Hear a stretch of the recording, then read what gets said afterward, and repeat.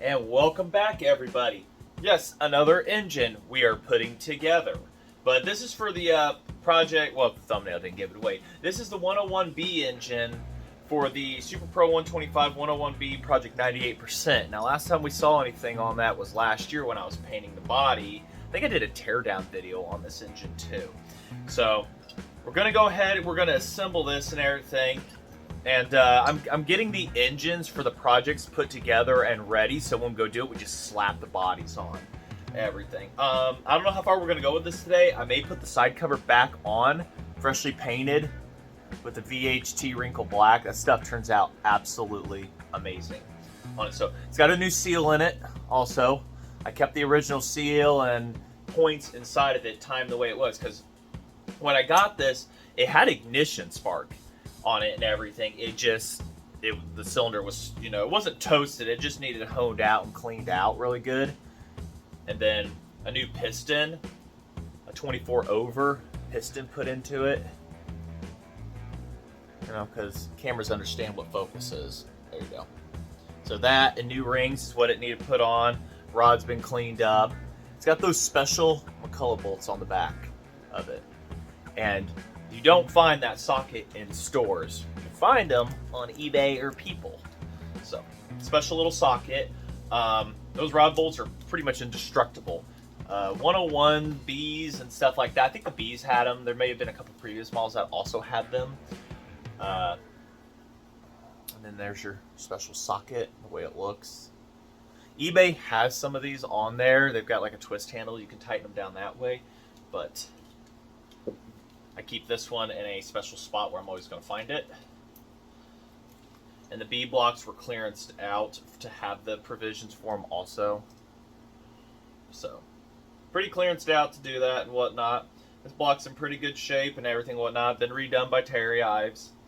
At least cleaned up, honed out and everything to where it's going to be in good shape. Now, pretty typical like the 176, except when you go to put the piston in on these, you have to put them in from the top, not the bottom, because these blocks, being that they're open head, they do not have a taper around the bore here to be able to push these in. So you have to do that all on your lonesome self. So it kind of makes it fun when you're trying to put the needles in and everything, if you just put the needles in and then carefully get the rings and stuff like that. So we'll see what path I take on that. Also, another thing I wanted to hit up on was the reason why your caps need to be aligned properly too. Not that it was a question, but it's because when they make them, there's a crack point that they put into them to where they can break properly. And I don't know how well you can see that there, but you see how that's shaped and they fit perfectly? That's because they were broken apart from each other from the factory. So you don't want to put those on backwards. So that's why it's very important not to mix and match your caps, but keep them the way they are, because things will not line up properly. So I've got all 24 needles right here. I've got the old seal for some reason. So also on those outsides, on these covers, finding these seals on here, the outside one, they're not a spring one, which this is a spring that in it that holds tension. Just spring, they don't have that. I don't find them aftermarket or anything like that anywhere. It's more just a dust shield, and I have saws that run without them. So, oh, I've also got air conditioning too. Put it in here to help keep it down, and my thermostat meter thing is like fading in and out real bad, so it's not reading properly or anything. So, but anyways, yeah, beat the heat and everything. It's like in the high 80s right now. So new springed one put on the inside. That one can go in the trash. Hopefully put the outside cover on. Maybe we'll get as far as putting the flywheel on, but I gotta see if I can find the flywheel nut.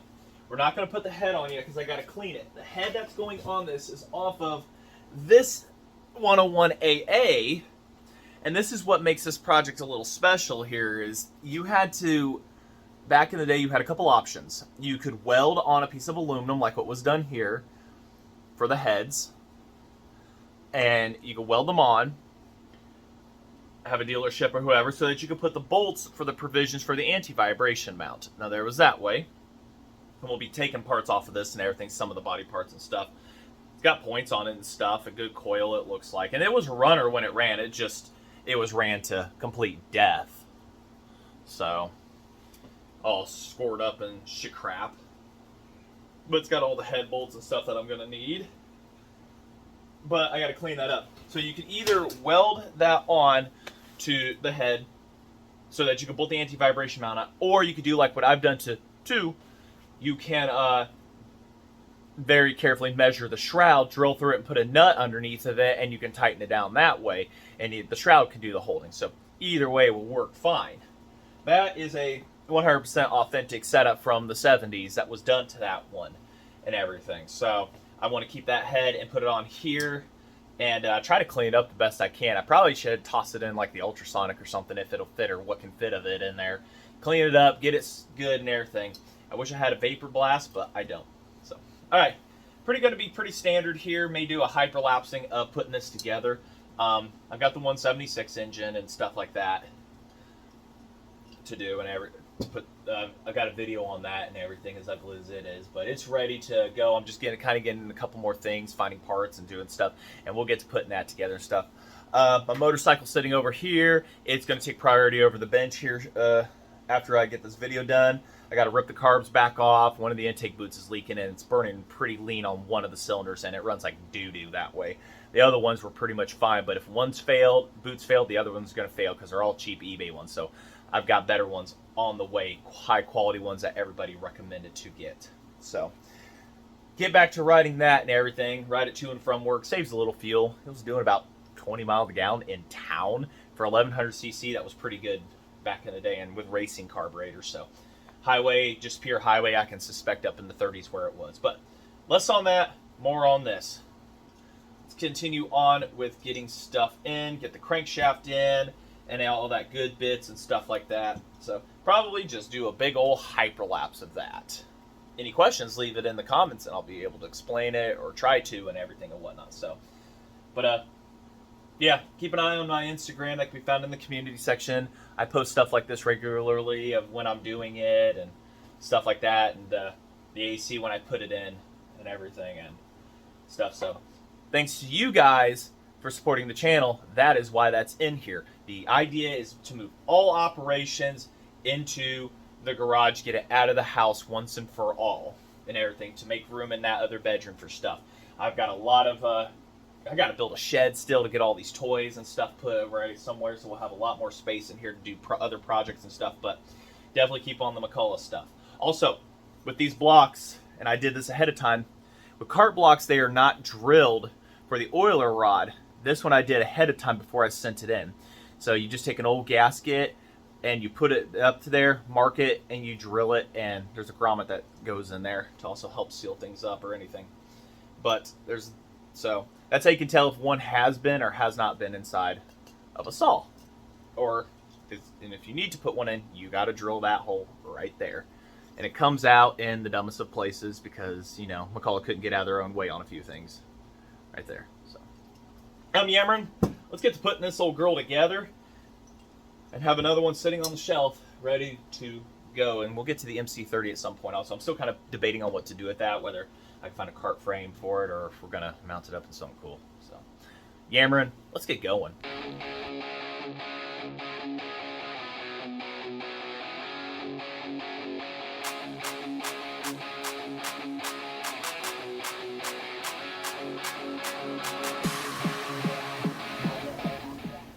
Because I know how much you guys love to watch this process. So, all right, make sure this is your boost port side. All right, that's where when your piston comes down and gases can escape, come up, be pressurized, put up through, and also right here. This was a later on thing done, I think it was, to be able to have that so gases can come up through your boost ports right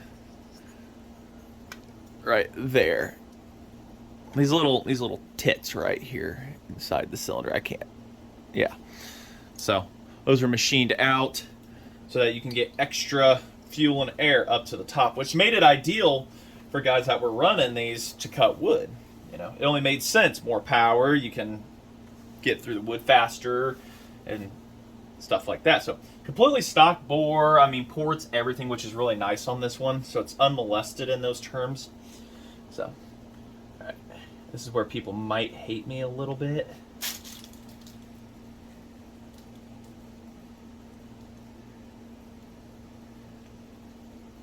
This is where I might hate myself. I don't know. The rings are also pinned. There's little pins inside the ring. I'll take that out because you know it's worth explaining. There's pins in the ring right there. Keep them from rotating so you don't catch a port or the potential to catch a port.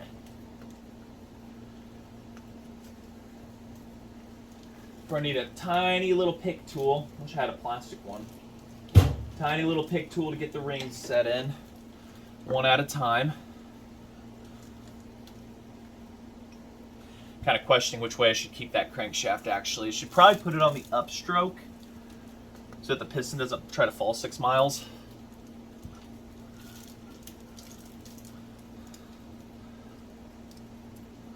That's in.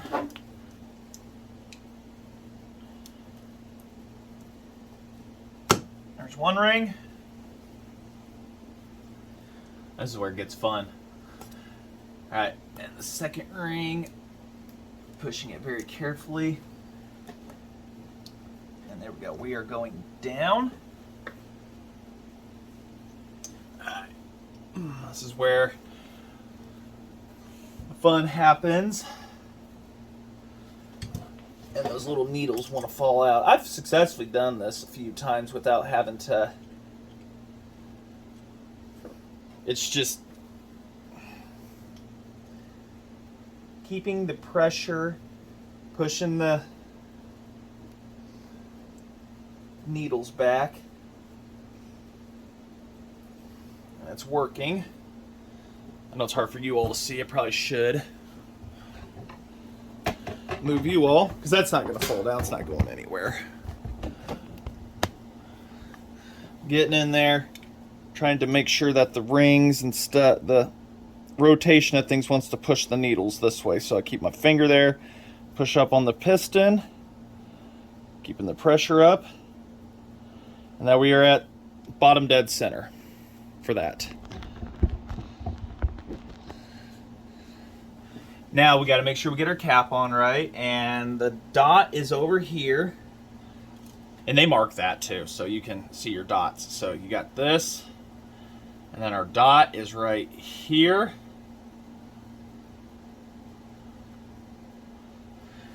And making sure your piston doesn't fall down. Put your rod bolts in. These rod bolts are pretty indestructible. They're tough. They're tough ones for sure. Like, it's probably the strongest part of this whole thing.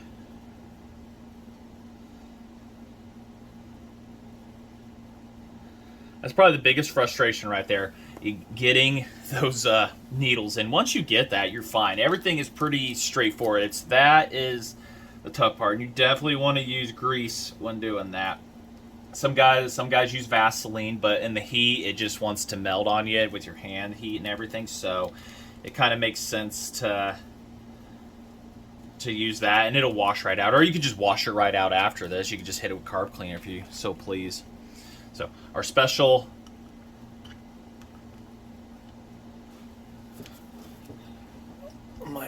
here, make sure I'm trying to make sure I'm not getting too invasive here when assembling.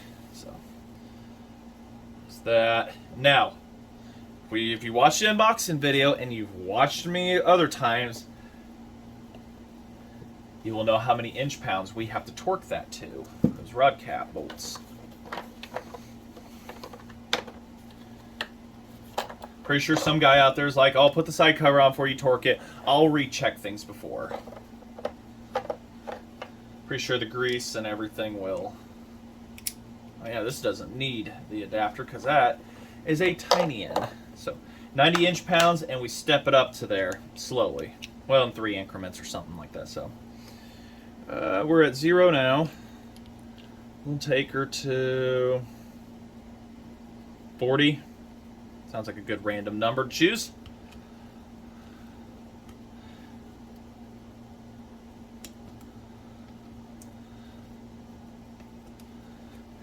very imperative that you torque these correctly. We'll take her to 65 now. There was 50, 60. Oh, 65's got a mark on here. Okay, that's cool. 65.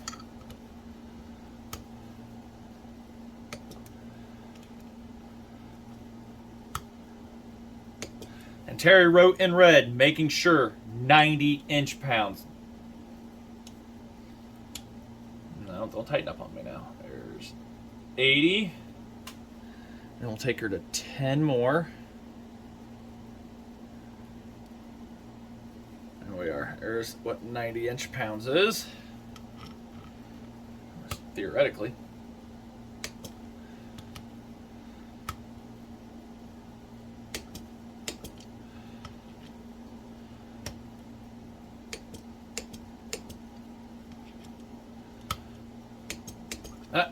That is 90. Oh yeah. Put a little lube in that cylinder. Just 2-stroke oil. Obviously it's work. This is just, you know, cheapo stuff, but when we run this one, we'll have clots in it. I think I've just kind of convinced myself to stay switched over to that. There we go. Rings seal up pretty good. Scraping the sides evenly in there.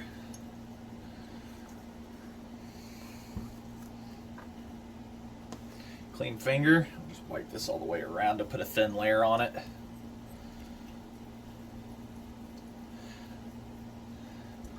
Put this back in a bag when we're done too, since it's open head.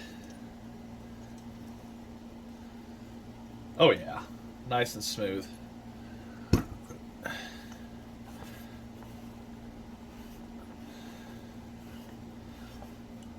Oh yeah, real good. All the way around, I don't see any abnormalities.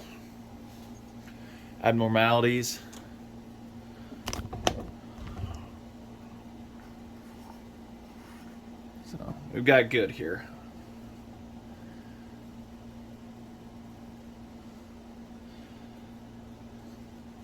Excessive? Probably not. Make sure it gets on there nicely. Rings definitely do their job. That's one thing with 2 strokes is the oil gets like one chance to do its job. Because after that, it scrapes down and there's pretty much nothing there. That's what your cross-hatching is so important, is it holds oil inside there. On smooth bore, it doesn't hold anything. So it comes up, it gets the oil on your compression/intake and all the fuel and everything, and the oil gets stuck to the sides of the wall. After the explosion, it scrapes all that off and gets put into here. So it gets its one chance at doing a lubricating moment. Also, when it burns up on top, it can lubricate too. So it doesn't have much. That's why these are total oil loss systems. Complete oil loss systems is what they are. So. Nice, huh?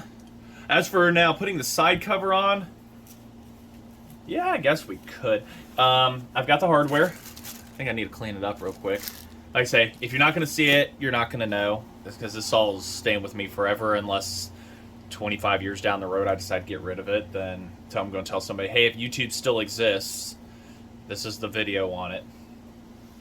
So, yeah. Get the hardware cleaned up here. Get some stuff put up, and then we'll probably bring you back. I think we should put the side cover on, try to attempt it. I'm not going to use a gasket, I'm just going to use sealer, because that's what was used on this before, and a lot of car guys, I once was told, put the red or the copper on there. It's like, that's technically not fuel proof, and it does not get that hot to be using that. There's no need for that. You can get away very easily with your gray Moto Seal gasket, fuel resistant, and it works fantastic. Don't overthink this. That red stuff is meant for exhaust systems and stuff like that. Alright, we're gonna get some stuff cleaned up here, and then I'll bring you back. Almost forgot to turn the camera on for that. Alright. So a few of these bolts are what you call through bolts. They go all the way through into the block and everything, like on the inside. So what you do is you have to seal them up with sealant. So what we're doing here is we're just getting it set in place. And I've got the gasket sealer already on the back. I let it set up a little bit. So. Now that one is not a through one, so that's why I had to use a little bit longer to set it. We might be able to put the flywheel in. I have the bolt, the key, and all the hardware here, so we might be able to do it. I know it's gonna make somebody angry right there that I did that. Started it.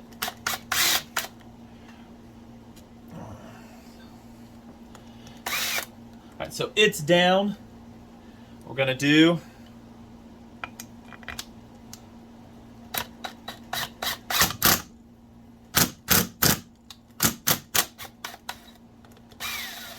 so it's down.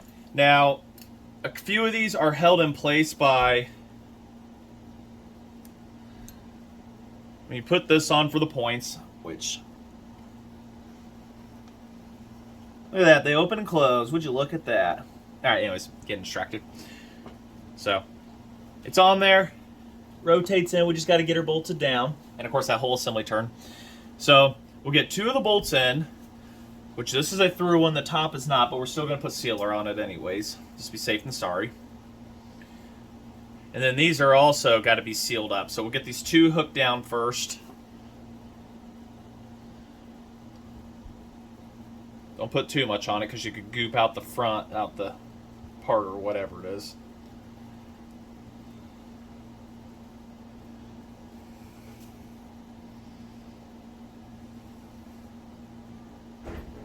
Just now, it must be my child getting her bike.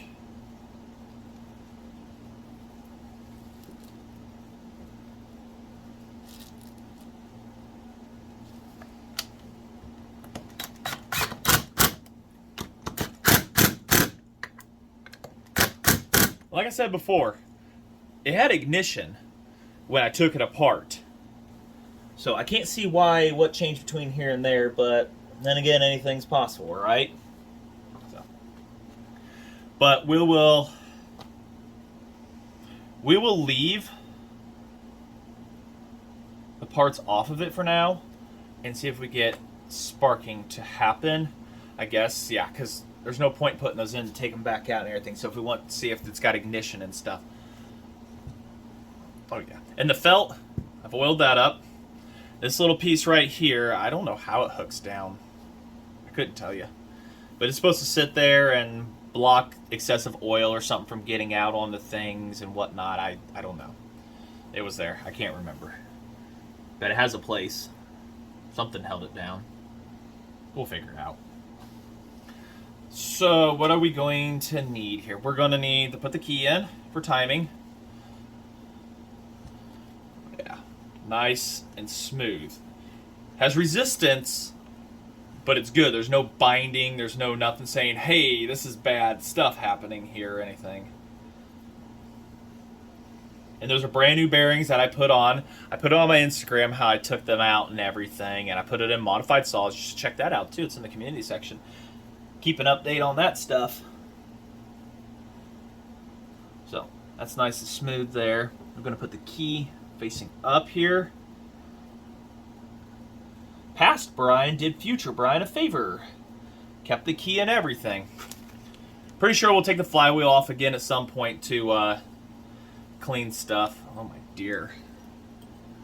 There we go. All the springs are doodadded. This is the one, I think this is the one off of the yeah, the engine down there, because it has the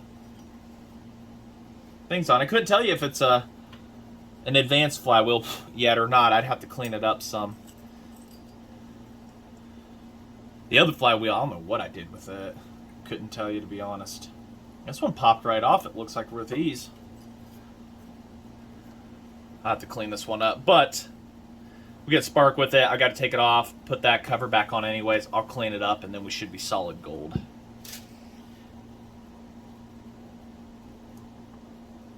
So get that lined up with the key. Sometimes it's nice the first time, sometimes it gets nice at the 12th time. There we go. Thud. Oh, shit. If I had half a brain, I would have seen that coming.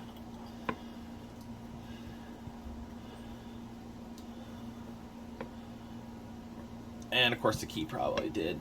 Weird. Nope, it stayed. Like I said, we'll put the springs on it and everything here in a bit. I just want to see proof of concept here. If we get ignition. What size is that? That's a big old honker. Yeah, off camera, I cleaned up the threads, made sure everything was happy with it, so that's why the wrench was ready this time. Just enough to snug it. We can still pull it off. All right, the coil. Yeah, the coil. I literally just had it, and I had an AOL moment there where it's loading the internet. There it is. Coil for this one is up here because the other one's still attached to the saw. Non-magnetic side. I do need to get the bolts for it, and would you know it, that's what those extra long ones are for that I had earlier. I'm thinking, what am I doing? That's what you guys are for. Future Brian's catching up again. Kind of gonna need to find a spark plug. I know where one's at.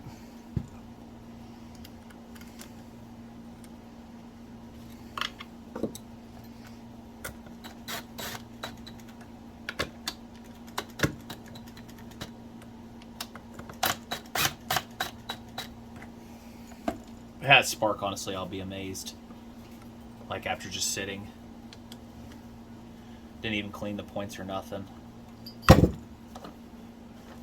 again, I didn't clean it last time either, and it sat in a barn in Nevada for ever.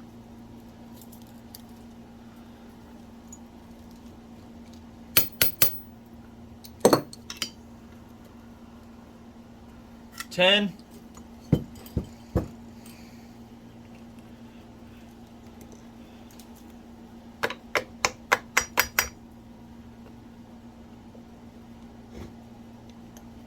$10. Should be able to hook this wire up to here, which somebody siliconed it because it looks like it'd come undone a few times on them while racing. All right, we'll just put that there to... Things were siliconed in at one point. We need a spark plug and a prayer from you guys. Spark plug. If I were a spark plug, where would I be? Found a spark plug. Oh, hold on a sec. I need to turn out the lights. It's hard as hell to see. Now, last time I did it by hand, I was able to turn it by hand and it sparked. And you can't do that with a chip. Alright, so we're looking right. Hold on. We're looking at the spark plug. You get it? By hand. Oh. You see that? That is a hot spark. Now what that tells me, we ain't gotta touch crap. We gotta get that flywheel back off, button stuff up. This old girl's gonna be ready to go soon. Kinda wanna put it on a drill though.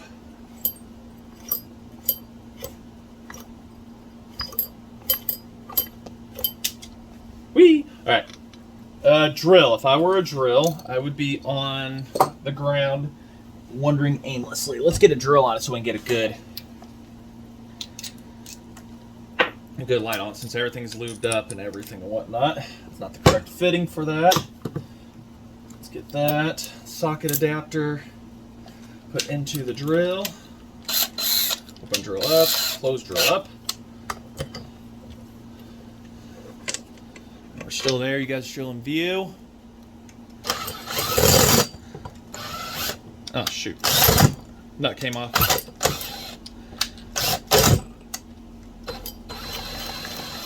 There we go. Very hot blue spark. So, that is good. Which means all of that is pretty much set to go.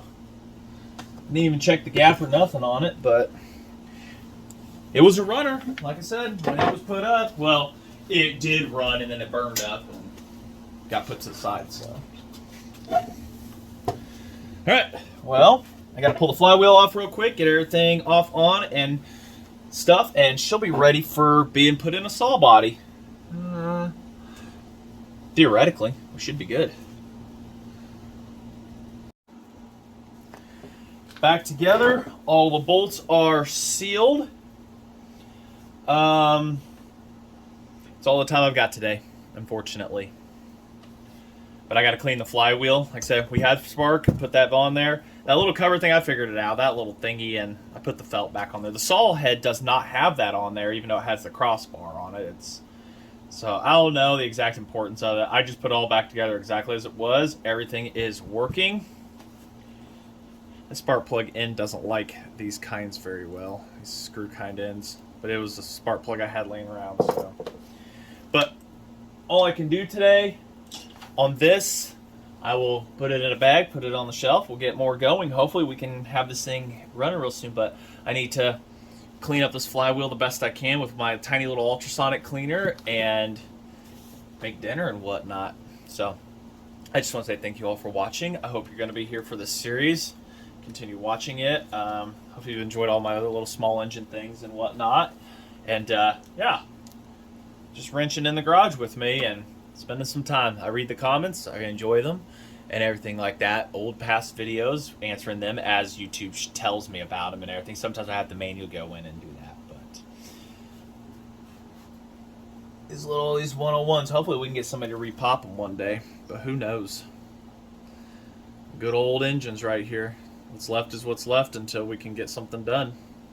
And I'll get this cleaned up here too. I couldn't find my fine grit sandpaper, but had to get a video made and I needed to kick myself in the butt to start getting this project going and whatnot. Of course I could have made this into a racing saw and all that good stuff, but meh, this will work good. The black's going to look nice against that blue shroud. It's just going to be beautiful. Still got to figure out the whatchamacallit for it, the starter and everything. I've got that. I just need to get it cleaned up and paint scheme and everything and whatnot. But I'm rambling on.